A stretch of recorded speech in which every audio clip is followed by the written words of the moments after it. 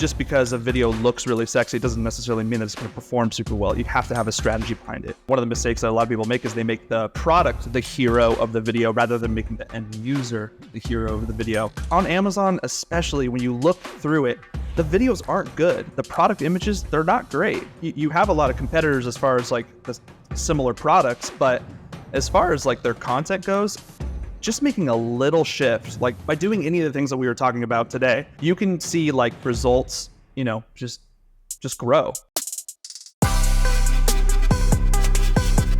Welcome back everyone to That Amazon Ads podcast, where today we are talking about something I'm extremely excited about: optimizing video ads on Amazon, or how to get sponsored brand video ads that convert. I'm not exactly sure what we're going to be titling this episode yet. However, I think it's a topic that personally I haven't really seen discussed. I've heard a lot of people talk about, oh, you can do sponsored TV or sponsored display video or sponsored brand video, or people talk about keyword strategies, but I haven't heard anybody talk about the video themselves. How do you make good video? Because, and Andrew and I have said this before, we're talking about these, but if you're trying to put any kind of significant budget behind these ad types, I should just say, these types of ads.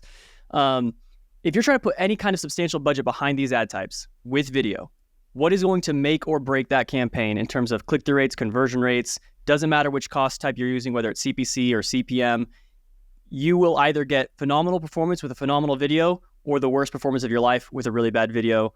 In a lot of accounts that Andrew and I have audited, we often see that they have sponsored brand video campaigns that are either just cost is through the roof, they're not doing well. That's the worst case scenario. The best case scenario is their sponsored brand video campaigns just aren't spending because they have been optimizing those bids, and they've been optimizing those bids towards zero, slowly bringing those bids down to 25 cents, which is the lowest you can go for sponsored brand videos. So to talk specifically to video that drives performance, we have Luke Melrose, who's a close friend and colleague of mine. He is a creative director who specializes in video that drives performance. He's worked on a lot of big video projects with large brands such as El Pollo Loco and the Irvine Company. People in California would know Irvine Company. I'm not sure how well they're known nationwide, but massive company. And as well as he's worked with a ton of e-commerce brands, countless, really, that's where most of his video work has been done. And more recently, he's decided to kind of go all into video production on the e-commerce side of things, as he, as well as we, are all observing a lot more opportunity there, especially as Amazon just starts increasing the total number of video opportunities on platform, off platform. So with that, Luke, welcome to the show. How you doing? Andrew's here as well. So both of you, how are both? How are both? Yeah, both are good, I assume. It's good. Thanks for having me. Yeah, good to see you. And Andrew, everything going good in Nashville? All is well, my friend. Great to have you here, Luke. Excited for this conversation. I mean, sponsored brand video, big topic of discussion in the Amazon space right now. Amazon's rolling out new ad formats left and right, different placements, different layouts. So excited to dive into this, as it's very relevant and present to the shifting changes and stuff going on.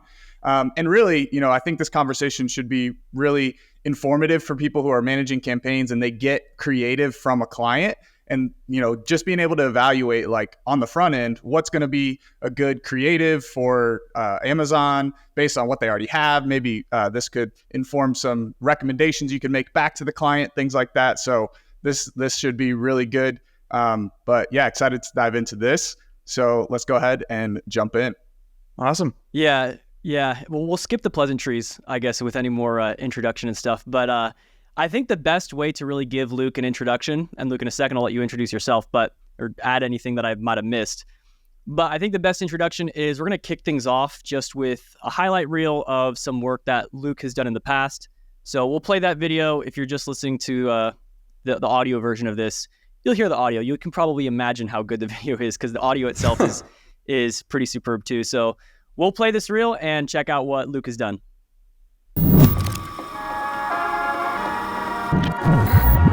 From a young age, I have been obsessed with being a creative. Okay, and action!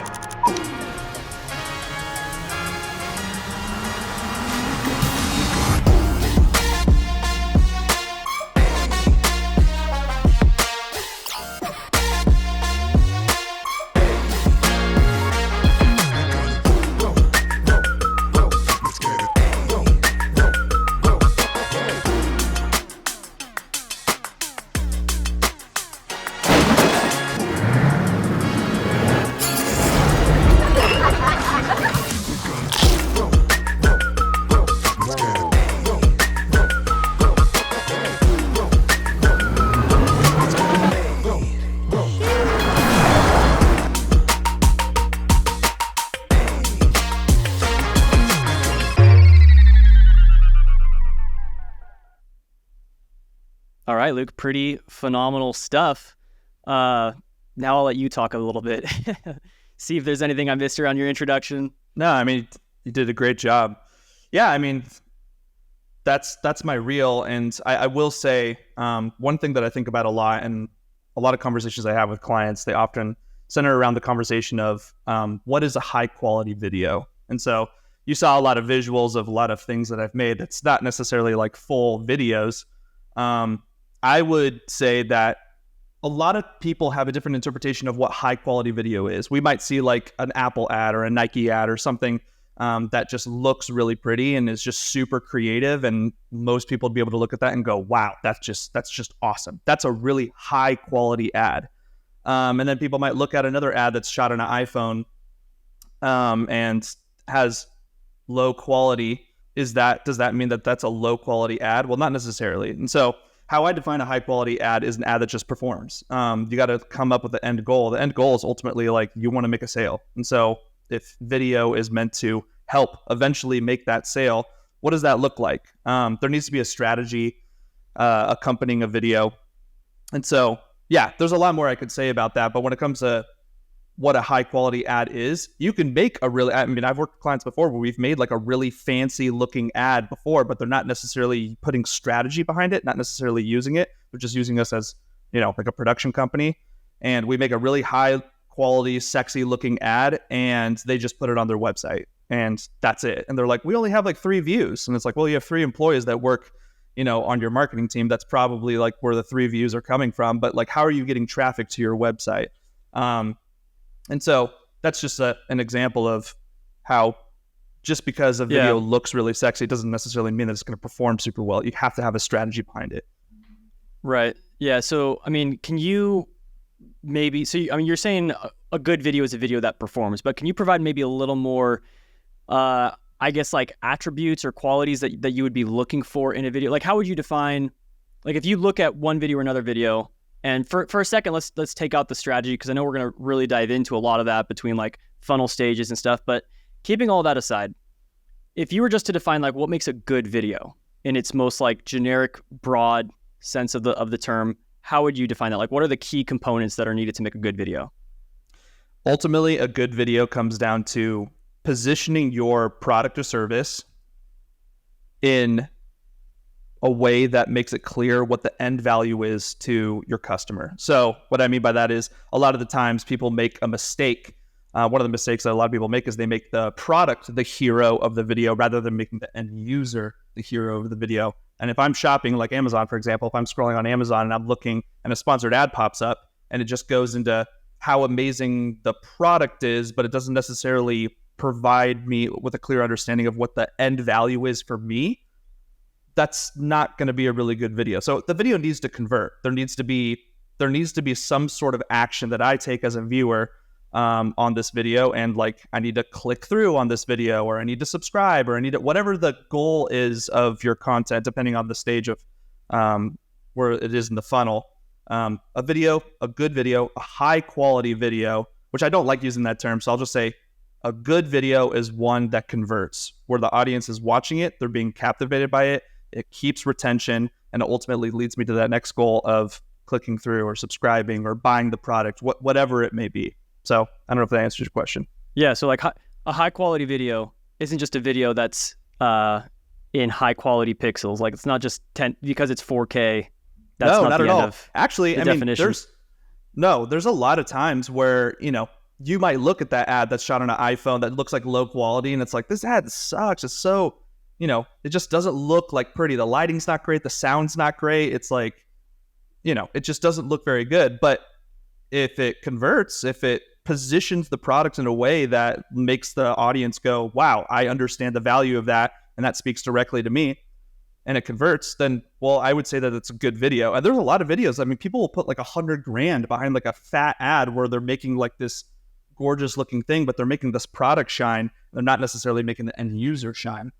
I mean, like making pretty ads are great for like awareness stage content, like high funnel stuff. But for the most part, that doesn't necessarily determine whether or not an ad is going to perform for you. So a lot of people will put a lot of money behind ads and they think if it looks high quality, then therefore it'll convert. It just doesn't come down to that. It just comes down to how you're positioning your product. Yeah. And also last week, you and I, and also a little more yesterday, in preparation for this episode, we were just going around Amazon, looking at a bunch of different sponsor brand videos. I was just picking your brain on all this type of stuff. And you had some really good insights. I don't know if you could speak to that at all. Yeah. You know, most common mistakes that you see on the Amazon platform with when people are running Amazon ads, video ads. Absolutely. I'd love to share my screen. I actually prepared a few different examples. And yeah, we were having fun a few days ago going back and forth, just looking at all these different Amazon pages. And I can't help myself. Like, I love ads. I'm passionate about ads. When I see ads, I watch the whole thing all the way through. I want to be better at ultimately what I do. And so if I see like a great ad, I'll take inspiration from that. But a lot of the times I just can't turn it off. Like, I'll see an ad, and if it's just like not doing something right, I want to just go to the person who made the ad, and just be like, dude, please let me help you. There are such small little things that you can do, little adjustments that you can make that can make your ad perform significantly better. And you could just reposition the footage that you already have and make a higher quality ad. You don't need to go reshoot the whole thing necessarily. And so, yeah, here, let me share my screen and I'll just show an example. All right, I mean, this is an example that I found this morning. All I did on Amazon was type in iPhone screen protector, and this video popped up. So right away, we are watching a video of a screen protector being installed on an iPhone. This, I would say, is not a great way to start the ad, because when I'm typing in an iPhone screen protector, what's probably the number one thing on my mind that I'm actually looking for in terms of like a iPhone screen protector? What would you say? A screen protector? I don't know. Yeah, something that looks like this. Yes, exactly. What I'm asking is, I'm testing you. When I'm typing in an iPhone screen protector, I want my iPhone to be protected. So showing how it installs is not necessarily what I'm looking for in an iPhone screen protector. Now, you could show that it's not a bad selling point, because maybe there's an audience member that is slightly worried about, like, man, iPhone screen protectors are just so hard to install. But when it comes down to like the true value of what I'm looking for, what offers me the most value in terms of this product is how effective it is at protecting my screen. And so later in this video, I mean, it's just on repeat right now, but later in this video, you'll see shots like this, where there's a guy with a piece of paper over the iPhone, and he's like using a razor blade to cut the top of the iPhone. And, you know, we show it right afterwards, and there's no scratches on it. It's like, wow, okay, now that communicates value very clearly to me. So in terms of hooking in your audience, you know, entertainment value is not necessarily what we're measuring a successful ad by. We are measuring a successful ad by hooking in your audience right away, giving them a reason to keep watching, and then just hit those value points. And so you got to ask yourself, where is my audience at? What is on the top of their minds when they're looking for a product? So when I'm typing in iPhone screen protector, most likely, you know, this is what it comes down to. You got to understand your audience. You got to understand what they're looking for. And there's a lot of data that you can go and analyze and look at that will help determine, you know, what performs better. You know, there is like an art to kind of like figuring that out, and half art, half science and figuring that out. But that's an example of an ad that, like, man, you could have hooked the audience in right away by just show the iPhone screen protector, you know, scrape it with a razor blade, and then show how there's no scratches afterwards. Now that's 2-3 seconds tops. Immediately I'm hooked. Immediately I'm like, well, if that's what it does, that's great. And then you can show other selling points, like it's easy to install, there's no infrared blue light, or whatever the selling points are. So that's one bad example, or an example that can improve. Yeah. I mean, overall, like, I don't think the quality of this video it doesn't look super high, like the quality of production itself, but everything that is showing, it does a pretty good job showing the product. Like on right here, it's showing like the drill was like drilling against the screen. And like, I would like to see it open with that. And that's a really good point, where like, especially when people are scrolling through Amazon, they're going to linger there for about 2 seconds. And if they're not immediately hooked, they're going to move on. So if you're starting off with how to apply a screen protector, that's a really good point. Yeah. And here's a second example. I'll share this instead. Oh, sorry. Here, let me share this one. We'll do the good example at the end. I know it's tough to find good examples. You're just searching around trying to find something good.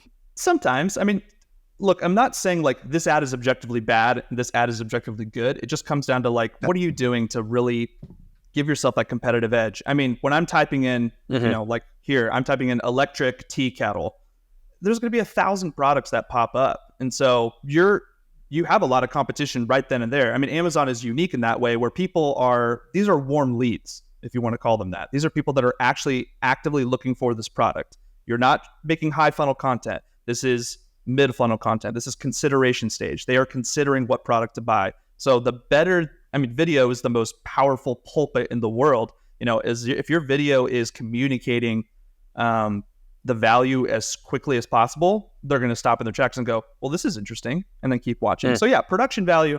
Yeah, the production value of the last ad we watched, it's fine. It's not bad. I look at it and I'm like, oh, it could be so much better, but that's just like the creative side of me. But I'm looking at like, what value are they providing me with? So for this example, like an electric tea kettle, I'll just play this ad. Right away, we show a product shot with a name. It's a little slow pace. The first selling point is easy to open lid. Now, when I am looking for an electric tea kettle, how concerned am I about how easy it is to open a lid? That's probably pretty close to the bottom of a selling point or a value proposition that is actually going to benefit me. Things that I'm looking for are probably like, how fast does it boil? Can it boil my water super quick? Do I have temperature control? Things like that. Hook your audience in right away. I mean, like, there's like technical things where it's like, like the shots look fine, but it's like a little bit slow pace. It doesn't really grab my attention. Right when I'm scrolling past, this might just look like a product image, at first glance, if I'm like scrolling through it quickly. I mean, look, I'm scrolling through it like that, that I may have just missed it. So it doesn't hook me in visually. It doesn't hook me in with a clear value proposition.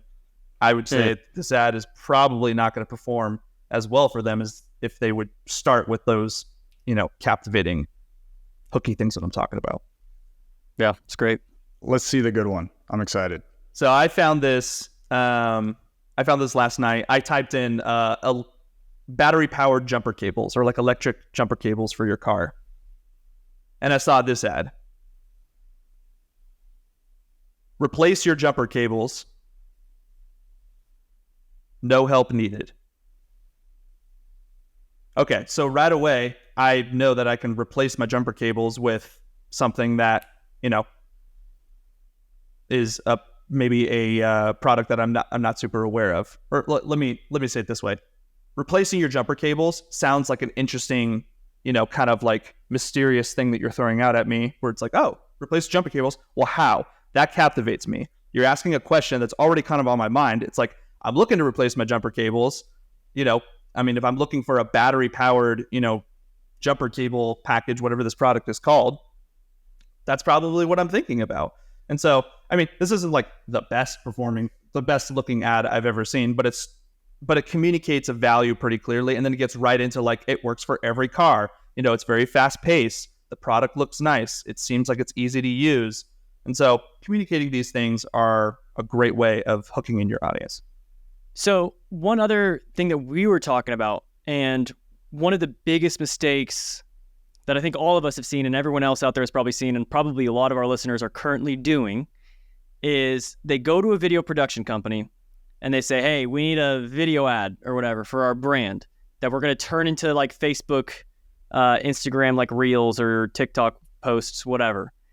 And they take these super top of funnel brand awareness video ads. Well, there's one of two things is going to happen. Either, number one, the video production team was just creating a video without much strategy and thought behind, like, where are these videos going to be placed in order to drive that the performance needed at that stage of the marketing strategy. That's the first thing. But the second thing is that at best, they get a really good brand awareness video, a really good, TikTok reel, whatever you want to call it. And then they just try to repurpose those into search, which is now, like a consideration platform or a conversion platform, right? Like Amazon's very bottom of funnel focus. So, I forget how you described it. I think you were saying, I remember what you said. Because I made a note here. You described it as using awareness videos for consideration or conversion tactics is a big thing. Can you speak to that a bit? Yeah, absolutely. You are right. A lot of people come to production companies and they're like, we need a video. And, sometimes their strategy is, we're going to use this video everywhere. And they're not really thinking strategically about what the platform calls for. And like you're saying, like Amazon, that is like a mid to low funnel, platform to put your content on. And so I will say I've seen this happen time and time again. A lot of people will create like what we call like top funnel, like awareness ad, an ad that kind of just like, this is your first impression of what the product or service is.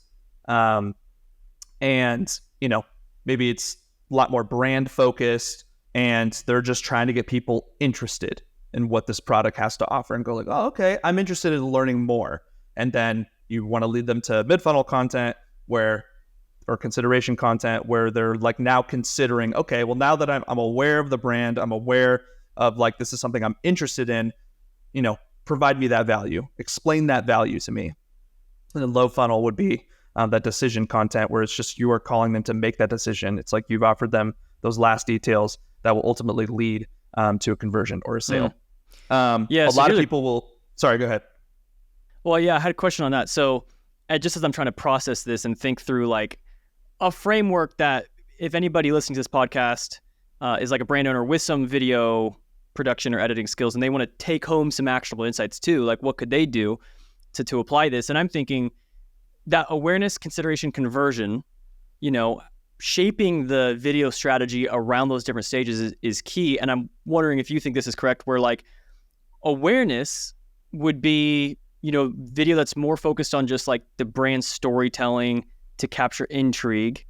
And those are going to be more on audience targeting channels, like off of Amazon, whether it's through streaming TV, sponsored TV or whatever.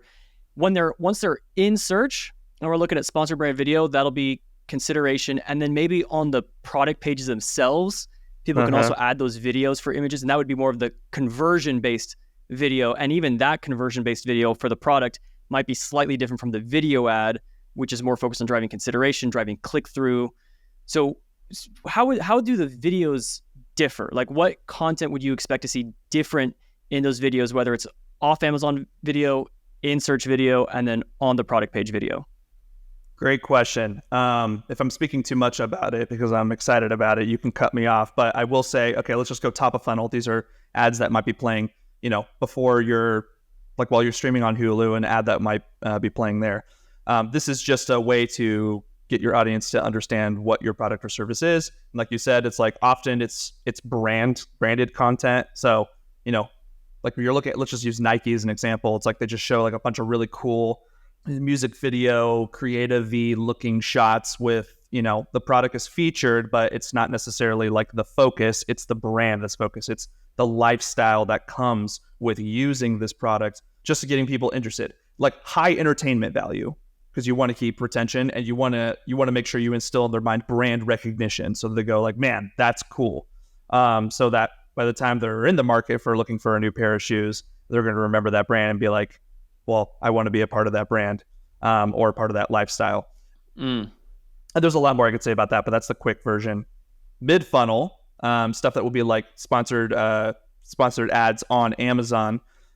This is like entertainment value should always be like, you should always try to make an entertaining ad. I mean, entertaining just means captivating. You want retention. You want them to, it'd be awesome if they watched it all the way through. And that would be a good thing to look at. It's like, is your audience watching the ad all the way through? Or are they dropping off after the first second? Are they watching it maybe just like to the midpoint? These are telling, pieces of information that will indicate like how well your ad is actually like captivating them. And then interpret that data. Like if they stopped watching at the midway point, like what was happening around that midway point or what was happening right before that midway point that ultimately led, 60% or 80% of your viewers or whatever that it is to stop watching. You can there's a lot of different ways to interpret that, which we could talk about later at a later time. But this should be first and foremost providing value. It's like, okay, hey, you're aware, let's just say we've led them all through the funnel. We went from the Nike ad that looks really cool. Now I'm on the Amazon page and I see a sponsored ad for a Nike shoe. I don't even know if Nike sells on Amazon. I assume they do, but they do. Just a weird example. So Nike has a sponsored ad. It's like maybe that will look something a little bit more like, this is what the shoe is made out of. This is how it performs. What the things that you're looking for in a shoe. Style, like performance, like those types of selling points, hooking an audience in right away. And Nike's like a tough example to use too, because it's just like everyone knows who Nike is. So it's like, you might already be like, I already know I like Nike. But I'll just keep that as the same example. But to prove it though, like how did they even get to that point of everybody knowing about Nike and everyone saying I like Nike already? It was through all those awareness plays, right? 100%. Yeah, it's awareness stuff. I mean, if we're going to use like a nerdy example, and anyone in the advertising industry knows this, it's like there's an ad that Ridley Scott, the director of Alien and Gladiator and other awesome movies, he directed a ad for Apple. I think it was Apple's first ad, if I'm not mistaken, and it like wasn't even an ad.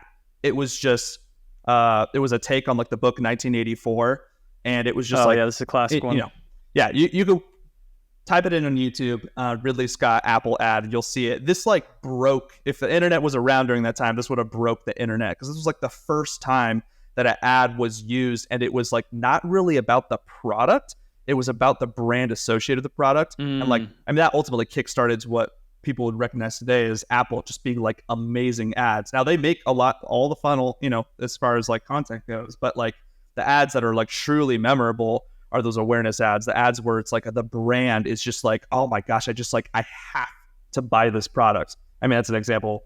I mean, that's the reason why Apple is just like, you know, it's like almost a cult rather than people that are just like being customers.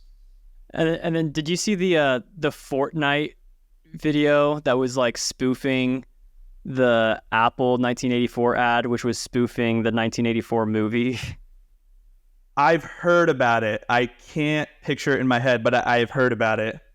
Yeah, I mean, it's iconic enough for the #1 video game in the world to spoof. Like, they're obviously doing something right. They were saying how, like, when Amazon started, like, kicking them off the platform or charging more fees or whatever, that was their response, was taking this iconic, legendary ad and now saying that, like, Apple's become the bad guy, basically. But that's a random... I mean, that's not relevant to this. I just thought it was interesting, yeah. That's great. The fact that we're talking about it means that it was a good ad. So, I mean... Yeah, I'm already more aware of it than I was. Dang, but I will say I would love... Oh, sorry. We're going to have to do another episode sometime, and we just talk about... we just dissect and look at a ton of videos. Well, I understand you're starting a YouTube channel, and you're probably going to be doing this a lot on your own, right? Like dissecting ads, probably? To be determined. Yeah, I am starting a YouTube channel. I mean, my background is I've worked at an agency. I've worked with agencies. I understand how to make full-scale production, but I'm trying to find my niche into creating ads that like genuinely work. I mean, every agency is going to say the exact same thing. Like, we have ads that convert, we have ads that perform. Like, maybe that's true, but you know, that's something that I'm like genuinely passionate about. I want this ad to not just be creative. And to give you a little bit of like how the sausage is made for like my industry, we have like two sides of people that are making these projects. We have like let's just say the business side, the corporate side, the people that are like paying for this ad to be made. And then we have like the creatives, the people that these guys recognize, these are the guys that know how to make really cool stuff. And in my experience, there's always a chasm between those two people. The collaboration, there's an art to it in figuring out like how to like work together, because these people are being very price conscious. They want to make sure that the money that they're spending on their advertising is actually gonna, you know, give them a return on their investment. And then there's these people over here that they just want to make something cool, man. They just want to be creative. And so a lot of how I tell people that it's like I'm both of those things. I love the creative side of things. I mean, like, I'm a movie guy at heart. I've been making ads for a long time. And I'm also like the guy that understands that, like, no, we need to like make sure we actually provide value. If I make a really cool ad that no one sees or that doesn't convert, is that even a cool? I mean, it might look really nice. And so a lot of creatives are not necessarily motivated by the same things that these people are motivated by. So I try my best to always bridge that gap and make it so it's like, hey, let's make cool looking stuff that is creatively satisfying, but let's make sure that it performs. And so, yeah. Okay. So I actually want to go back a little bit because we got kind of, I think, sidetracked. But yeah, we did. And you might have even answered this and I might have missed it, but help me understand for videos on a product page itself. Because again, the most common mistake that we see is someone create some videos of their products without, you know, worst case scenario, there was no strategy or direction behind it. They just said like, hey, here's my product. Can you make me some videos I can use? They outsourced it to some guy on like Fiverr or Upwork. This guy just made a bunch of cool videos, but there was absolutely no thought that went into like the script and like the timing and all this kind of stuff. as well as the application of these videos. So all that to be said, I would really like to focus in on primarily consideration conversion, and more so the conversion, like on the product page itself, where, do you think people can repurpose those other videos like from the consideration stage, the ones that are appearing in the video ads in search? Can they just take that same video and apply that on the listing pages for all their products, so that if someone's like clicking through the photos and they come to that video, they can see it again? Or would you recommend having a slightly different edit for that page that highlights, does anything different, I guess? Yeah. Can you do this? Can you do that? Yes. Should you do that? Not necessarily. And by do that, do you mean repurposing, or do you mean... Yeah, repurposing, yes. Can they repurpose the consideration ad that's like a sponsored ad on while they're scrolling through products versus like the actual product listing page that has like the ad, like below all those like product images, there'll be 4 or 5 product images, and then there's that ad or video. You can repurpose it. I think there's a lot more that people could be doing to help that perform a lot better. And so let's look at the consideration ad. How am I measuring whether or not that's effective? Click through. Once that people click on that ad and click through and visit the product, I've clearly interested the target audience enough in my product that made them go, okay, let's learn more. Or, okay, I'm going to go buy it, but that's hard to measure right then and there necessarily. But they're like, at least let's go more. So as far as my work, goes, I'd be like, great, job well done, consideration ad. They click through. That's what I'm looking at. I'm looking at the CTR on that. On the product listing page, I would like to know the people who would watch that product video on the listing page, how many of them actually went through and purchased that product. That's what I would be looking at. And so that can differ a little bit. It depends, but think about where the audience is at. Once they click through in the consideration ad, they've already seen the video, possibly. Right. Yeah. So you're going to show them the same thing again. They're probably not going to watch it. But if there's a different video, that might add a little bit more light and shed a little bit more light on like maybe let's just say like the electric tea kettle. The consideration ad is like, this boils water super fast. Great. I'm interested. I click through on that. On the product listing page, the video on the bottom, hey, this boils fast and this is how it works. And this is what it looks like. And this is how fast it is, getting more of those granular details. And so you're just funneling them through and that decision-making content. And so that video should differ a little bit. That's where you dive like a little bit deeper. And that's what it is. That's why it's a funnel, right? You're going from like shallow and you're getting deeper and deeper. And yeah, Luke, we were talking so much earlier in the week around like UGC, user generated content. And like, to me, like that makes perfect sense. We're like, someone sees the sponsored video ad, it's really engaging, captures their attention. They click through it. To your point, like if you're the creative director, like you create this ad, you can't get them to buy the product if all you're doing is the video. Like there could be all sorts of listing issues. There probably is some correlation where if you do have a really engaging video that's going to leave a really good impression on the consumer, when they get to the listing, you'll probably see some elevated conversion rates. But for the most part, like your job is done. Your job in the ad was just to drive traffic to the product pages, which you can do. When we get to that landing page, and after scrolling through more videos, that's where I can see like user generated content, like those types of videos. Of course, they're going to need some editing. I can't just because if you get a bunch of like video testimonials from your customer base, you can even like, especially if you are a DTC brand, you can offer some, $100 gift card, $200 gift card for sending us in a video. You send that to someone like Luke, they splice it all together. You're already doing that for one of Andrew's brands, making some really nice UGC content. And there's like a lot of when you and I were hanging out, you were showing me some tricks and hacks that you were doing to really engage people with the hook. But that's where like on those pages, that's super conversion based, where maybe someone just being like, hey, here's how I use this product or whatever, and like showing their experience. That's probably not going to make a good ad because it's not going to be that super catchy or engaging in the first 5 seconds. But if they're already considering the product, they're really just trying to do their research now, and hearing from someone else is going to make a lot more sense versus like an awareness. Like that's not the time for like to show your awareness video. Like, no. We paid $50,000 for this commercial, so we should go make the most use out of it and put it on every listing. Dude, this all makes perfect sense now to me. Yeah. This is genius. This is, I think this is the part of the podcast where if you're going to take away anything as far as product listing pages go, like UGC stuff performs so well. It's the top performing type of ad just in general. Even for awareness, for both. It can, yes. But specifically for the product listing page, that's a great idea and a great example of understanding what's on the audience's mind. So if I click through the consideration ad, I'm on the product listing page. I've scrolled through all those 4 or 5 product images, and now I'm on the video. Notoriously, those videos are terrible.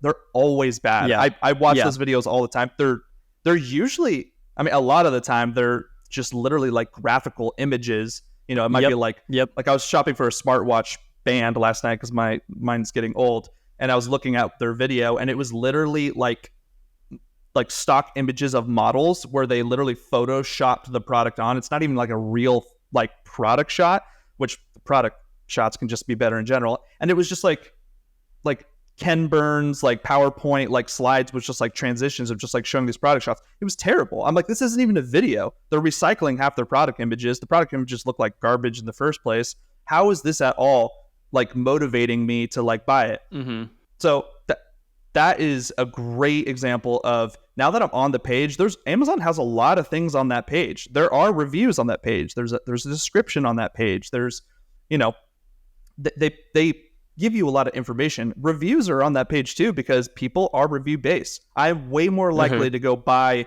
you know, electric tea kettle from Andrew when he tells me this is a great electric tea kettle than I am from, you know, just the tea kettle brand.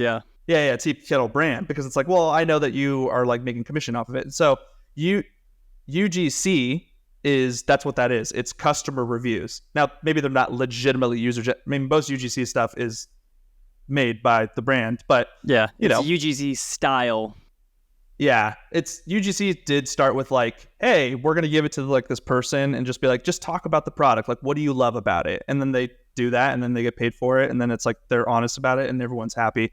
UGC, it can be that too, but yeah. Anyways, I talk a lot, but UGC stuff is definitely a great thing. It's not the only thing, but it's definitely a really high performing thing that you could put as the product listing page. It's like you've gone through it, you understand the product, you understand how it provides you value. Now you're looking at someone who looks like you or who represents your target, you know, audience, and is talking about what they love about it. You get to see it in action, and it feels like a real person. It's just like, well, dang, at that point, I mean, if that's not enough to lead to an actual sale, I don't know what else will work.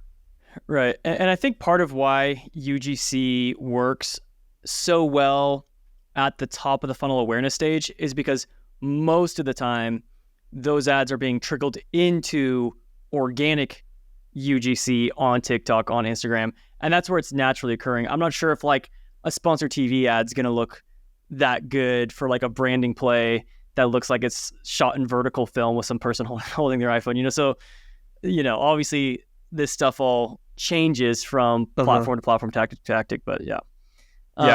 Andrew, did you have any questions or anything?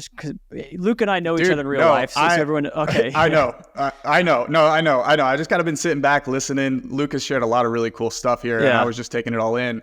But you had a lot of good questions prepped up and ready. But, you know, I just really love the way you've broken out those different stages of the funnel and explained how effective videos are utilized in each stage of the funnel. And how it sounds like, you know, as your top of funnel, you're more focused on branding, lifestyle, just like framing the brand for the customer.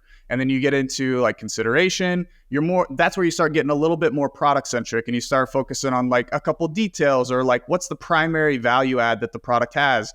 And then you get even more detailed as you get on the detail page, and you're like, here's how it works. Here's all the details. Here's like the practical demonstration of exactly what's working. And I just love the way you laid that out. It got my wheels turning for different ways that I can curate the types of content with the tactics that we're deploying, making sure the right video fits the right targets, fits the right audience, that type of stuff, and really evaluating the videos ahead of time before I'm deploying them and making sure they map to the illustration that you provided. I just really love that. I mean, that's something everybody can take back, and that's super applicable. And it's just the things you laid out are so prevalent on Amazon. It's like every single detail page that you go to has that video of like a crappy looking, photoshopped, PowerPoint style video. It's everywhere. It's like, that's like the main thing. And then clients will give you that and be like, hey, push this on streaming Oh my TV ad, or gosh. push this Yeah. on a sponsored Oh my top of goodness. search sponsored brand ad that costs $5 per click. Like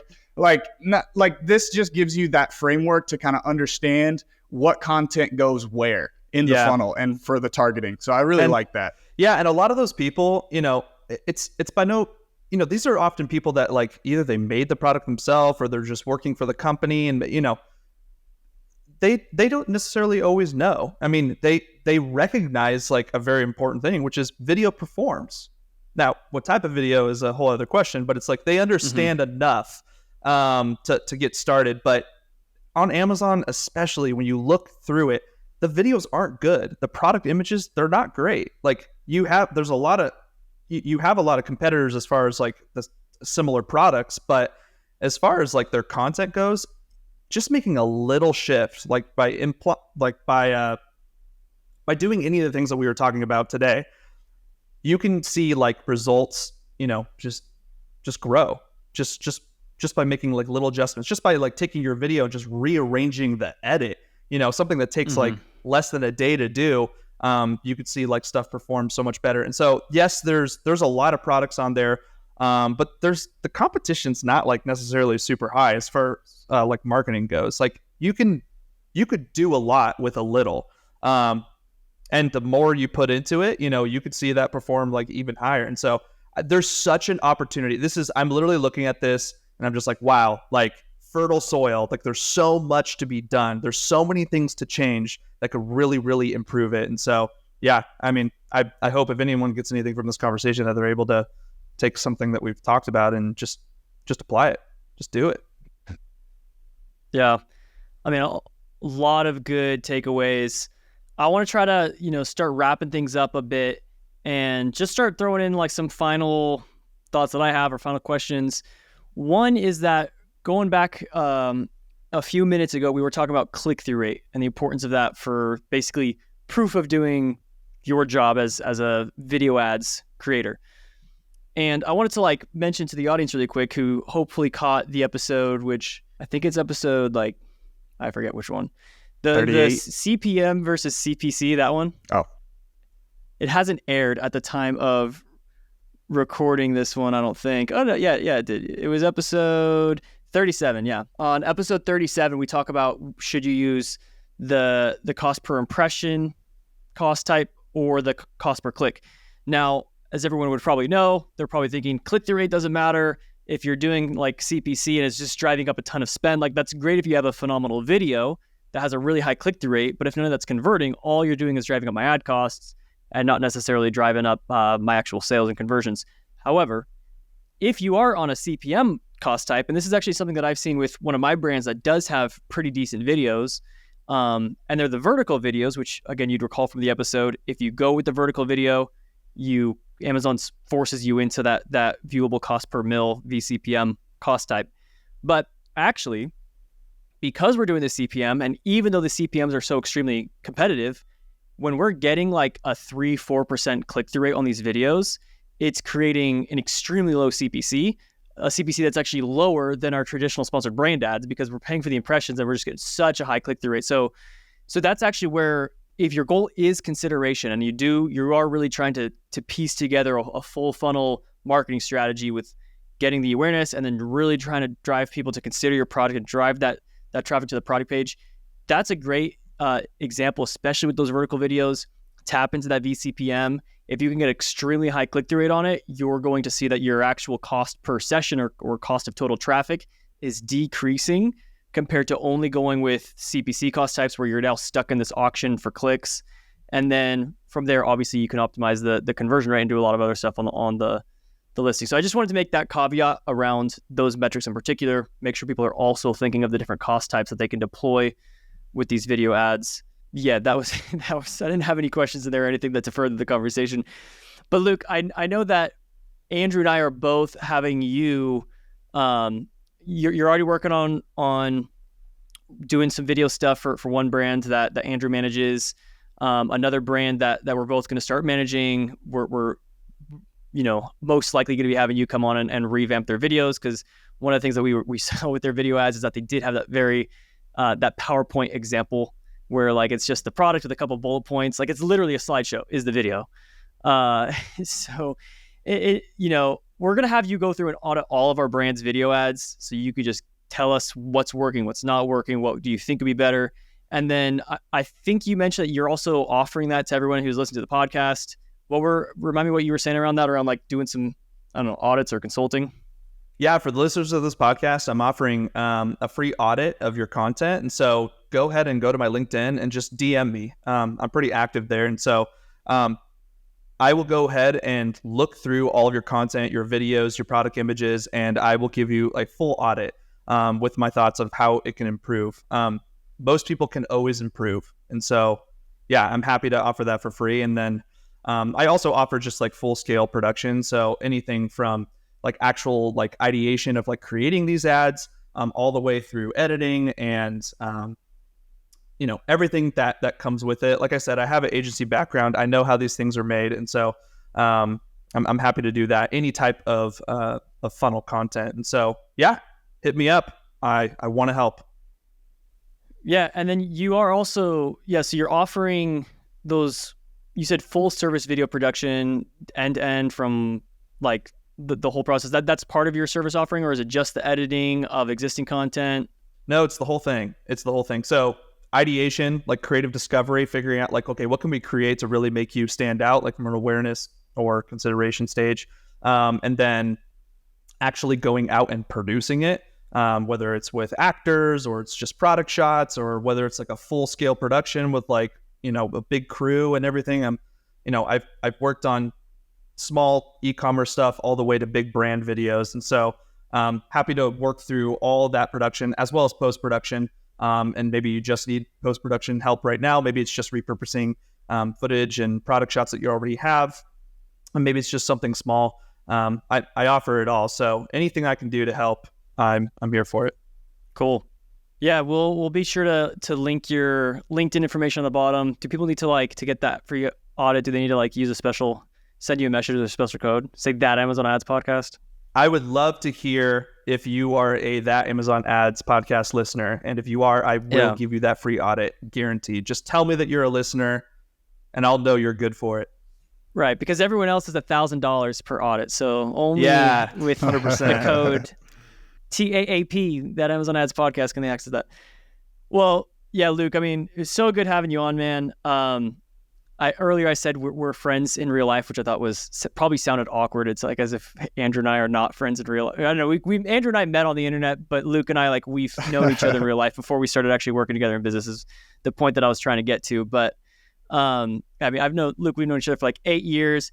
I've loved long time. You've been gracious enough to allow me to join you on some scripting thought processes for different videos you were doing. And dude, that was just some of the best times of my life, just getting to think through different scripts, and your sense of humor and creativity and everything that you bring to the table is so fun. I always love watching movies with you, and you just break down everything that's happening that I didn't realize. So Luke's extremely talented, probably definitely the most talented person that I know in video. And I do have a lot of friends who are in video, but yeah, Luke's by far the best. So definitely get in touch with him if you are looking to either just get some feedback on your videos or, totally revamp your video strategy. Like we said at the very start of this episode, typically people are not allocating a very large budget to videos, usually just because of performance, because their videos just aren't performing well. Those CPCs are really dang expensive because they are competitive placements. But we do know that if you have a really good ad with a really high click-through rate, really high conversion rate, Amazon's going to promote your ad better. It's going to give it a more favorable ad quality score. They will give you better ranking. They will give you discounts on those CPCs as you're showing yourself to be a more relevant, better customer experience compared to the competitors. And that will allow you to get even more impressions at a more affordable either CPM or CPC, and just drive over more business. So I would say if your video ads are currently less than 5% or 2% of your total spend, you definitely can be investing a lot more there. You probably can be allocating 10 to 15% of your total budget in video, but it's going to require having, good video to actually get there. So otherwise you're just wasting the budget, probably not seeing good results, probably not getting good visibility. So yeah, definitely hit up Luke on that. Andrew, anything else I've been so excited about this episode, so I was just put it off for I too feel long. like we just marginalized Andrew through this episode. I apologize. Don't feel bad. I actually really enjoyed it. You guys had this prepped up and ready to go very beautifully. I love the questions, the conversation. It was wonderful. Luke, do you have any final thoughts, anything you want to share before we wrap it up? It doesn't take a lot to start performing better when it comes to video ads. Just invest a little bit more time, a little bit more money into it, and you will see exponential results. The things we've been saying over and over. But yeah, I'm happy to help. So yeah, actually, Luke, I do have one last question because I've been asking this to all of our guests, and I think it's a good question. Okay. What's the one thing that took you way too long to learn that you wish you would have learned sooner? And that people usually take it about life, but I'd also love to hear just in particular to video, like what's like the one lesson that took you way too long to learn, and once you finally learn it, it's like, man, I wish I learned this a long time ago. Oh my gosh, you're putting me on the spot. That's a really good question. I mean, there's like 1,000 things. I think a lot of creatives are this way. So I started as a creative. I still am one, but what I mean by I started as a person I'm just a movie guy. I love movies. If you have any questions about movies, feel free to hit me up about that because I could probably answer it. But my love for the craft and my love for film and videos and photography and all that stuff developed into a love for okay, I'll say this. I wish that I considered where my clients are at a little bit more earlier in my career. I was so precious about like my creative vision, and sometimes I would just hold on to that just a little bit too tightly, and the client is just like, either we're uncomfortable because it's just like, this is like pretty out there for us, or whether, it's easy for creatives to kind of become a little bitter. And I was definitely a little bitter earlier in my career with just like, I come up, as a creative, you put yourself into the things that you make. This is not just like, it's art. It's going to be a part of yourself and a part of your interests. And so sometimes when you put that out there and it's rejected by the person who's paying for it, but it's rejected by them or not received as well, you become kind of like, I need to hold on to this even tighter rather than becoming a collaborator. So I've become a lot more collaborative throughout my career, and that's just something that like I even want to stretch and grow in. Even now, I want to figure out ways to be even more collaborative. At the end of the day, I don't want people to have to, pay a big chunk of money on something and not get like a return on that. And yeah, like as precious as I am with my creative vision, they're precious about their budget and about their reputation or about their, whatever it may be, or about their product. And so finding a way to really help your audience understand that, like, hey, I care about you. I care about your product. I wish that I just cared a little bit more because I think that it would have like helped them have a little bit more confidence in my creative ability. And it would have made me a better creator at the end of the day. I mean, if I make something really cool that I'm precious about, but no one sees it or it doesn't perform, it's just like, well, the whole purpose of this was to ultimately, meet that end goal. And if it's not meeting that end goal, then what's the point of doing what I do? And so, yeah, I wish I was a little bit less precious about that earlier in my career and a little bit more collaborative. Does that answer the question? Awesome. Does. I think out loud, so that's like a part of my problem. No, that was very beautifully said. Luke, we are so grateful for you coming on the podcast, sharing your wisdom, sharing your insights with us. Thank you so much. And for everybody listening, thanks for tuning in. We will see you next week on That Amazon Ads Podcast. Peace.